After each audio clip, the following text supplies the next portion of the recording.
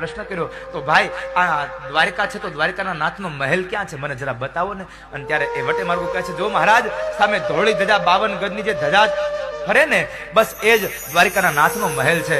વિચાર તો કરો એ 52 ગજની ધજાનો ધણી છે સાહેબી. ધોળી ધજા ફર ફરે અને જોતા હૃદય ઠરે.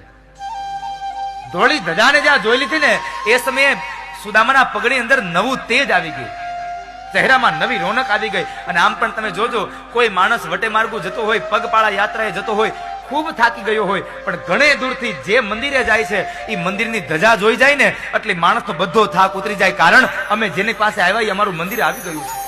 પ્રશ્ન કર્યો તો ભાઈ આ દ્વારકા છે તો દ્વારકાના નાથનો મહેલ ક્યાં છે મને જરા બતાવો ને. અને ત્યારે એ વટે માર્ગો કહે છે જો મહારાજ સામે ધોળી ધજા 52 ગજની જે ધજા ફરે ને બસ એ જ દ્વારકાના નાથનો મહેલ છે. વિચાર તો કરો એ 52 ગજની ધજાનો ધણી છે સાહેબી. ધોળી ધજા ફર ફરે અને જોતા